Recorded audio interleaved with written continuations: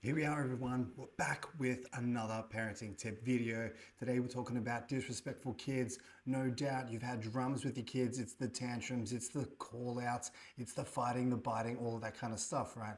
But did you know that disrespectful behavior doesn't always present like that? Sometimes it's covert, and it really depends on the culture of your family unit, your parenting style, and a couple of other factors that we're going to go in today. So if you want to see whether or not your kid is being disrespectful out of spite or out of culture, this is the video for you. In this video, we're going to go through some insights that I found absolutely invaluable when it came to creating respect in the home for both my partner and myself when it came to our kids. I gotta say, on the journey to creating a sense of respect with myself and my kids with my partner, I found a few different things that I did not anticipate. We're gonna shed light on that today. So let's start off with, how do we create those respectful kids? First, let's define what is disrespectful behavior. Disrespectful behavior is behavior that doesn't take into considerations the efforts, contributions, resources, and sacrifices that others have made for the person receiving them. That means they're not conscious to the benefits of other people's efforts and taking into consideration their feelings, their emotions, their resources like time, money, and energy. This is the foundation of respect. When you honor someone's influence, in someone's impact, someone's energy, that's respect. And so as you can see, it's not as clear as just using please and thank you or manners when you get a certain something from someone. It's actually taking the time to consciously appreciate someone else's contribution to your life.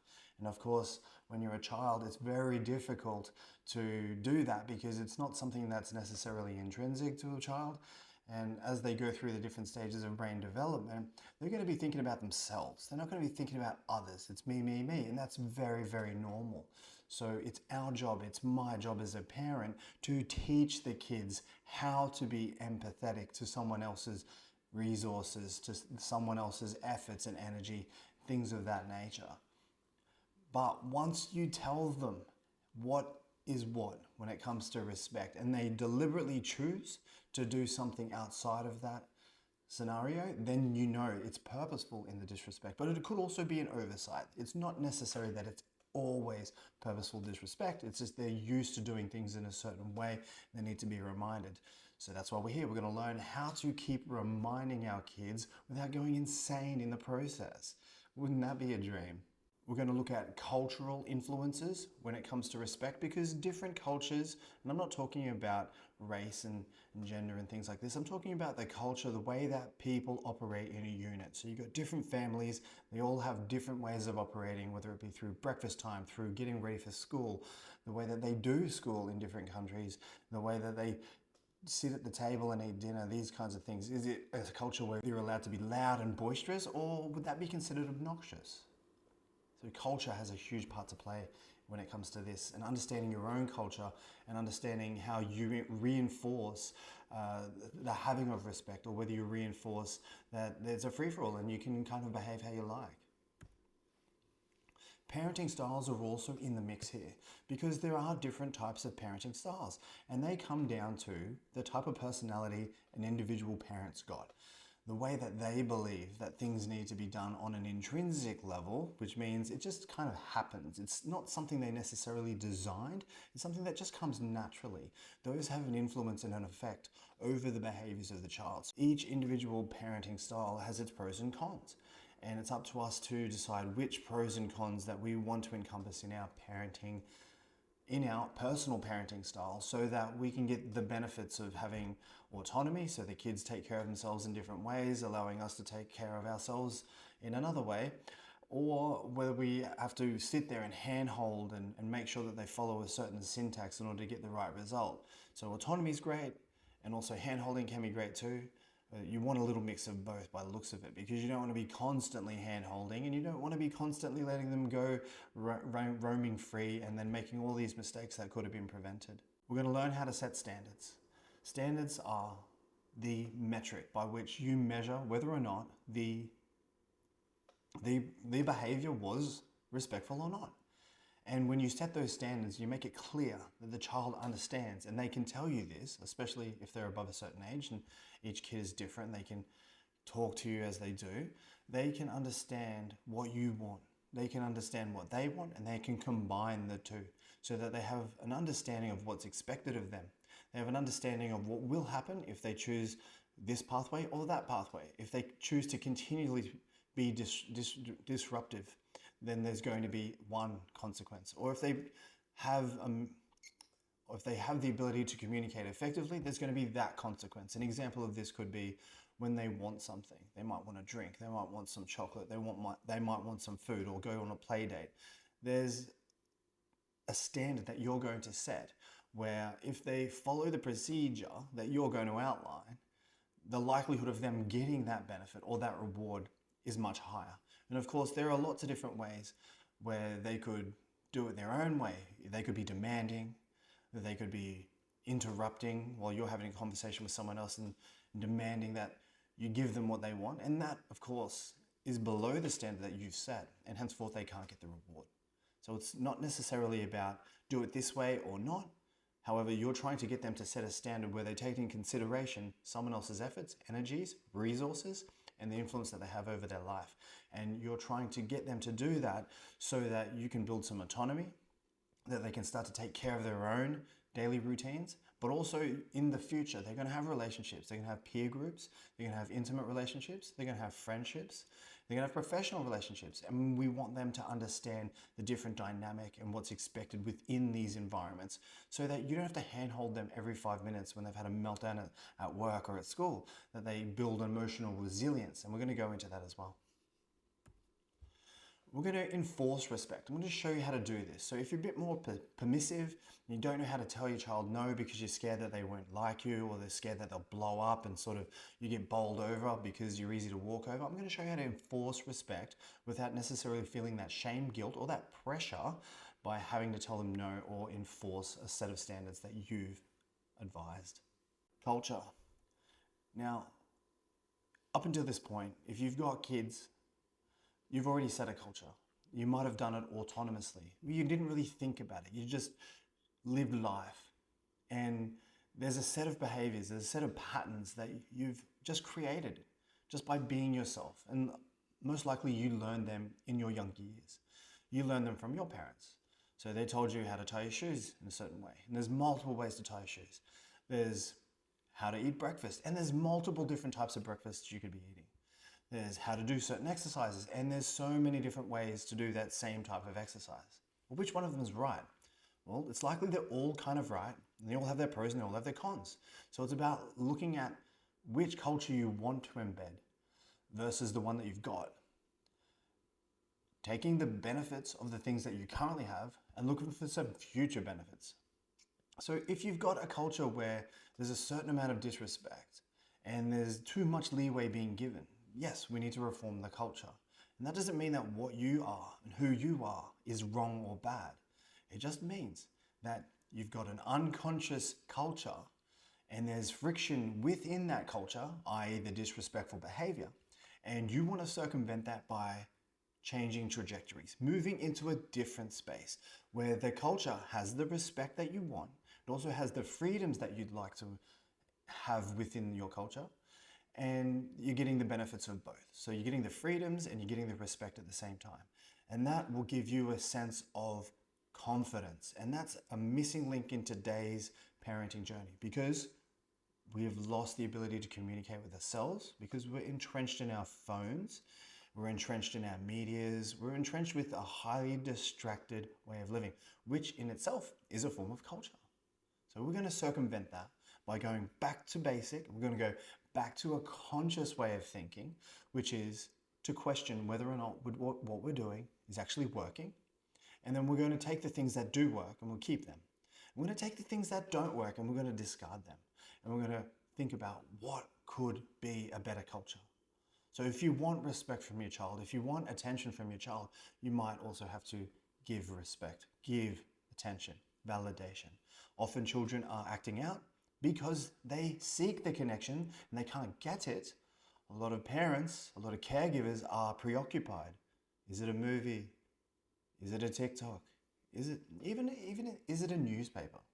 Doesn't really matter what the distraction is. The child is looking for some attention, they're seeking validation, and they might go to some high lengths in order to get it. I can tell you, I've seen that in my children. They want the attention, they want the validation. They don't know how to get it properly because they're young, they're inexperienced and untrained. And they will just go unconscious, they will just become autonomous and seek out that attention, maybe in some ways that don't work quite well when it comes to respect. So, how the family treats certain behavior. Now, when my youngest was super young, she was doing this thing where she would just love to bite her mum. And I couldn't quite understand why, and so I read up on this, some child psychology, and it turns out it's quite a normal thing. It happens a lot. And it is where heightened levels of emotion boil over due to not getting what they want, and that's their retaliation for that. That's how they deal with that. And of course, it's not that they're doing it deliberately to hurt someone. It's the hindbrain, it's the unconscious brain, it's the subconscious mind taking over, and that's the result. So of course, what we need to do is we need to set a standard. We'll get into that later. Education. So part of that is what's acceptable and what's not. Now, they know that hitting, biting, destroying other people's stuff is not the right way. But they go into this autopilot mode where it just happens and they get taken over because the emotions are simply too high for them to circumvent. They're simply too hard to compete with. And of course, we need to teach them how to regulate themselves, breathing. What I find, especially in those young years, touch, hug, words of affection, positive words. I'm here, I'm going to help you. Even asking, would you like my help? Sometimes I would get pushed away, no. It's a withdrawal technique that kids do sometimes, and adults as well, in order to push away the shame and the guilt that they feel because they've done something wrong and they know it. Kids are incredibly intelligent. Pay attention, you'll see just how intelligent they are if you give them a chance. We're also going to look at expectations. What is the expectation in a certain scenario? One of the expectations that I've really struggled with here, because we're a blended family, is literacy and numeracy. Literacy and numeracy, in my view, are two of the most important skills to have. Anyone who doesn't think that, in my view, is nuts. Feel free to correct me, I could be wrong. However, I do feel like success in life has a huge part to play through literacy and numeracy. I'm very, very adamant that the kids learn how to do this well. And that, of course, requires practice and training. So I set a routine, I had a set of expectations that must be upheld in order to get that growth. And we didn't share the same beliefs around this technique and this tool. And of course, that caused friction. And then we have a cultural difference of opinion. And how do we work that out? How do we work out whose way is going to get done? How do we work out which way we're going to be doing things? And that's where consistency comes in. By consistently troubleshooting, going conscious into what's working and what's not working, troubleshooting the things that aren't working or maybe even discarding them, and then setting a tone about how you're going to behave culturally. So when it comes to literacy and numeracy, is it 10 minutes of practice a day? Is it 20 minutes of practice a day? What is it? What's the goal? What's the outcome you're looking for? Being consistent with that so you can track progress. Because there is no skill that we can't learn given enough time. Given enough time, we can do it as long as we keep up our practice. Parenting styles are super important when it comes to parenting. I know that sounds silly to say. The reason I bring that up is because if you're like me and you have one parenting style and your partner has a different parenting style, you're going to have a different worldview. You're going to have different opinions about how the same things are going to get done. When it comes to nutrition, what's the split? How much veggies do you have? What kinds of veggies do you have? Do you have veggies at all? Is pasta okay? Is rice okay? What kinds of fats are okay?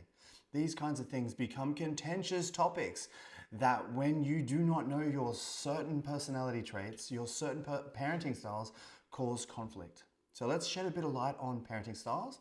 We're not going to go too deep. I will cover this in future videos. Parenting styles that I want you to be aware of right now are the permissive. Now, the permissive are slightly avoidant. What does that mean? In my opinion, they should be scared to deal with stuff, so they kind of just let it happen and almost pretend that it's not happening. Then you've got the authoritative. I put my hand up. I've definitely been authoritative. Those are the anxious ones, or potentially anxious ones. They can't seem to let go because they see the risk, they see the problem, they see it playing out before it's even happening. That might be the helicopter parent we've all seen at school who doesn't know how to stop hovering around their kid or wants to cotton wool them or things like this. Or the strong, ferocious dad at the footy game on the weekend who can't stop shouting at the ref. It's causing a massive scene and creating a ruckus. They're missing one key thing, which is why this next style, authoritarian, is kind of a good blend of both. They have that sense of empathy where they're listening to what's going on and they're making assertions in response to what's going on. It's a very conscious way of being where you actually look at a problem, look at a situation, analyze it, and then think about how you can be of service. There's a lot of empathy involved here. And that does sometimes mean that when shit hits the fan and your kid has a tantrum, bites you, hits you, screams, shouts, throws things all around the room, unlike the authoritative style, won't shout back. They won't punish highly. They'll actually see that as a traumatic experience for their child and look to soothe and solve. Not for them, but with them. The key is we don't solve for them, we solve with them. Now, in truth, we all have these characteristics within us. It just depends on the scenario. Where is your comfort zone? You'd be a bit more permissive. So some dads stereotypically might be okay with their child venturing off into the bush to ride bikes and do jumps and things like this, whereas mums might be a bit more anxious, but they'll let it happen because they don't want to cause a conflict.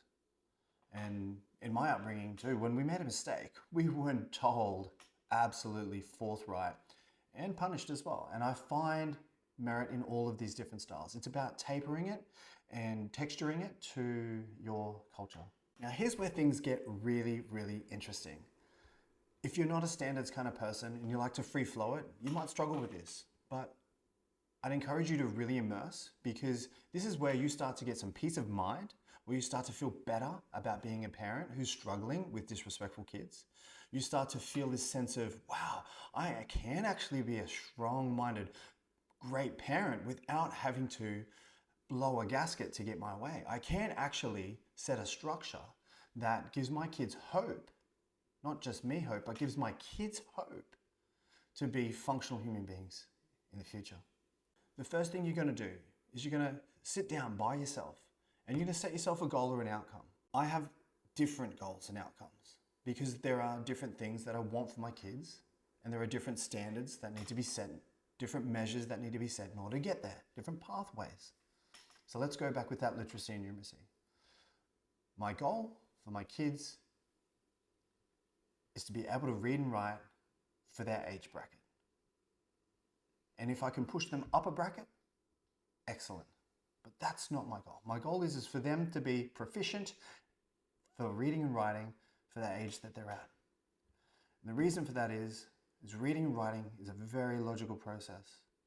Of course, you've got the fiction books and the fantasy books and that kind of thing, but they still have to read words, understand those words, interpret what the sentences mean. It's a very intellectual process. And I want them to fall in love with language, because it's so easy now to fall in love with YouTube or TikTok and not language. Language is so important in my view because it gives us the ability to communicate. And if we can communicate well, we can get things out of life. We can hear things in the right way.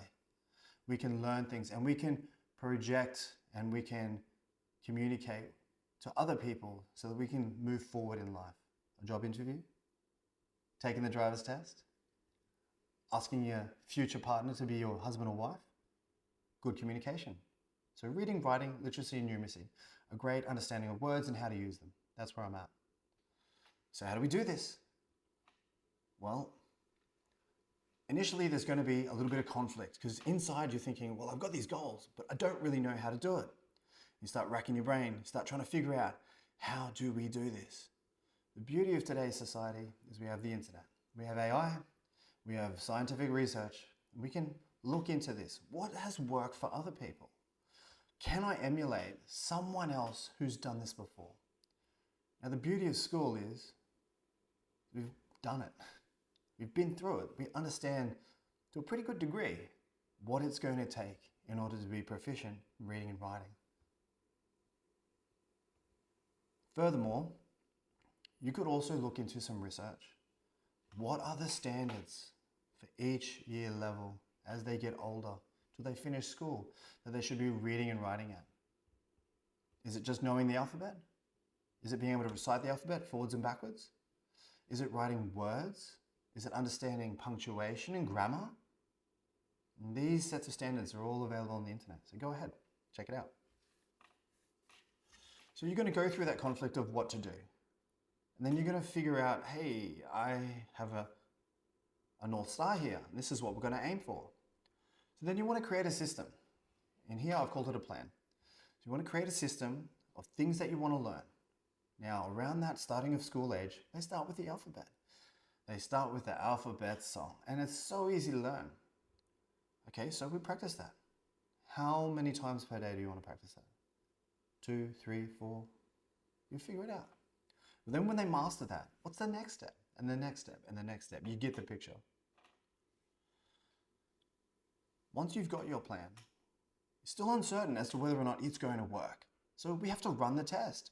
We've got to see if it's going to work. And you know if it works because you've met your goal or your outcome. At this point, time frame isn't super important because you're learning as well. Now, as you're running this plan, you might figure out, oh, it's actually not working. This system isn't working. I've got something missing here. And that's when you want to go back, do some more reading.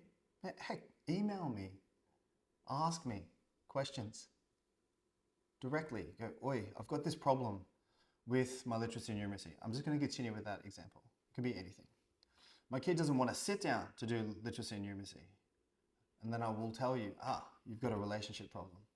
You got to build a relationship with them so that they trust your authority, so that when you say, hey, this is really important for you, and the reasons are, like maybe what I said earlier, about communication, about future prospects, professionally, personally, and also in the family,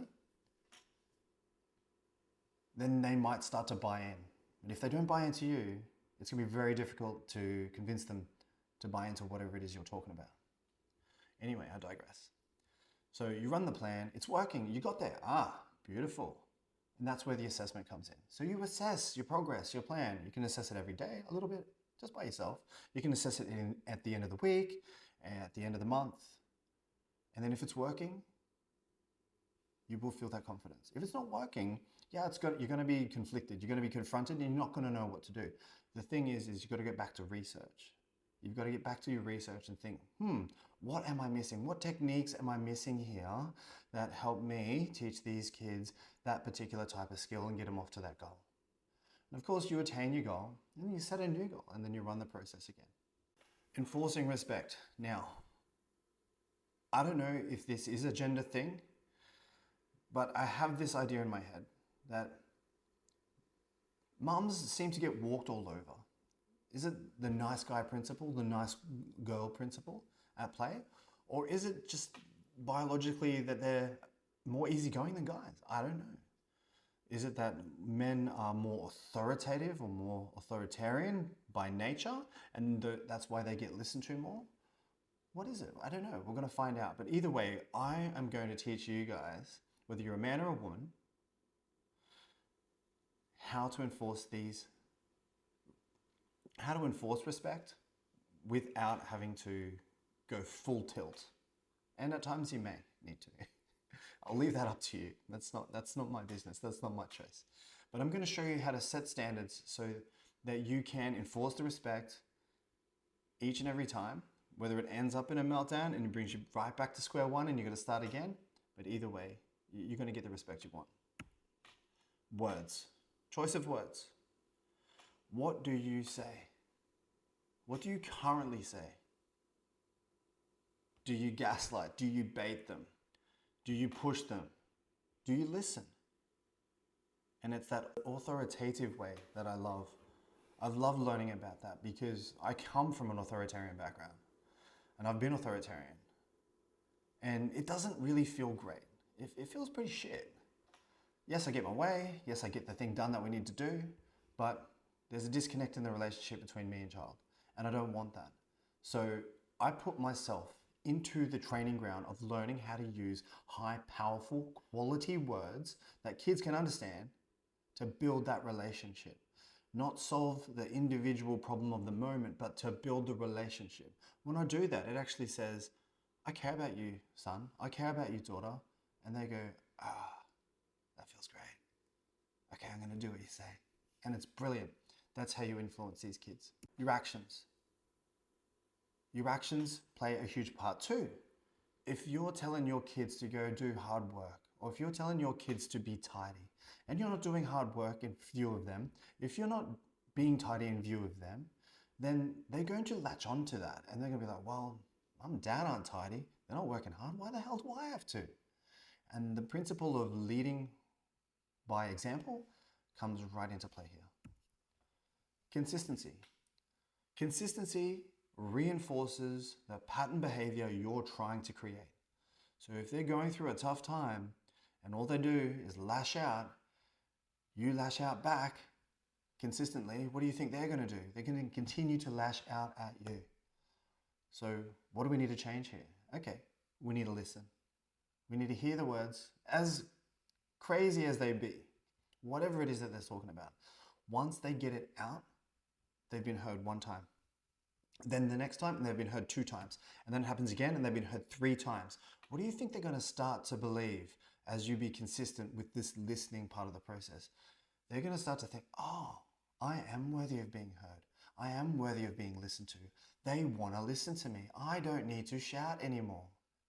And once you get them down to the point where they've got all their anger or rage or frustration out, that's when you start to educate about how to talk in a manner that displays what they're going through without necessarily losing their mind. And sure, they can lose their mind for a second before they catch it and they go, oh yeah, that's right. I've already got their attention. All I need to do is just tell them what's wrong. So that's what I say. I say, we're going to get you to here in my head, and then I hug, kiss, give attention, eye contact. And once we get to that conscious point again, there's no more rage, there's no more lashing out. Teach it. All right, I want you to tell me what's going on for you. 10 out of 10 times when I do this, what the lash out or the tantrum appeared to look like is nothing like what it is about. It is always about something deeper. And that inquiry into their soul, into their heart, into what's going on for them is absolutely priceless. And that's enabled me to work long hours and forge a tremendously strong bond with these kids. Once all of this is done, you've witnessed, been part of a moment where disrespect came up. You soothed, hopefully you did a bit of solving, and it's all kind of smoothed over. You want to take some time to reflect. You want to figure out, did I use great words? Did I use great actions? Am I using great actions consistently outside of these tantrum times to lead by example? And that goes back to our model with our plan where we set the outcome and then we go through the conflict stage, and then we devise a theory of how we're going to get things done, then reassess if it's working or not. The reflection part of that process is one of the most important parts because it forces us to be conscious about what we're doing. If you brush over this or you breeze past it, you're making a huge mistake. You don't want to do that. You want to question what you do, not to a high critical fashion. You just want to check in and go, did that go how I wanted it to? And if it didn't, what could I change? What do I keep and what do I reject and discard? When you do this, you're going to improve, and rapidly. And that rapid improvement creates more harmony for you and Bob. The respect goes up drastically because they see change in you. They see different feedbacks coming towards them. They know if they mess up, it's likely they want to hide that they've messed up, or they want to project out to cover up that they've messed up. And that's the disrespect that we're trying to get past. But instead of that, if they can see that they can be heard, they can be validated, not necessarily agreed with, but validated. Yeah, I'm here, I'm seeing you, I'm hearing what you're saying. Yeah, we're going to get you back down to ground zero where you can have a conversation with me, and we're going to show you the redirect so we get back to where you need to be. And that's that reflection. This might seem like a little bit different kind of video than I normally do, and it is. I'm a very, very tempestuous kind of guy. I like doing this kind of thing because it's the truth. It is not necessarily the most highfalutin, interesting kind of shit that you could listen to on YouTube, but the thing is it works. And the reason it works is because it has a shitload of research, time, and practice behind it, and a lot of reflection. I do these things every single day. The reason I do it is because I want to have the most loving, connected, and beautiful relationship with my kids. I also want to set a precedent for future generations. It is so easy for parents to blame each other as to why things aren't going right. It is so easy for parents to blame the kid as to why they're not behaving well. The truth is parents, we need to take responsibility. We need to take responsibility for the things that we've taught our kids automatically and that are not very functional. We've got to take responsibility for what we're not doing when something goes wrong. We've got to take responsibility for what we are doing when something goes wrong and we don't fix it. So I've created a personalized system for myself. And the reason I've done that is because I'm me. My kids are them, and we have the dynamic that we have, which is why I created this content, because it's about understanding the variables that are influenced in order to get the best outcome possible. A personalized system is absolutely in peril because each family is slightly different.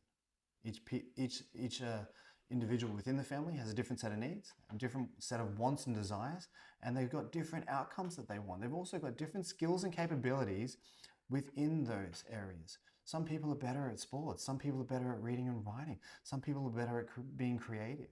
So you've got to understand these things, and you've got to personalize your approach to being a parent. I want to help you do that for yourself.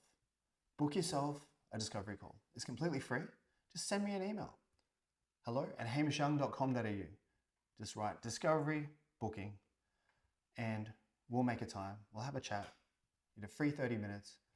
You can talk about your needs, wants, and desires, what's going on wrong that you want to fix, and I'll help you move through to the next step. You're also going to get a 60-page ebook that I've created on tantrums. It's not just information, it's also a workbook. Absolutely instrumental stuff. I want you guys to start solving and soothing, not for them, but with them. That's the key thing here. Now, if you like this video, please let me know. Please write it down in the comments, share it with your friends, share it with your other parents, and if you're at a split and you find it might be valuable for your ex, share with them too if you think that the nature of your relationship is going well. Now, I've got another really good video that you should watch that'll really help you elevate your parenting game, and you can check it out right here.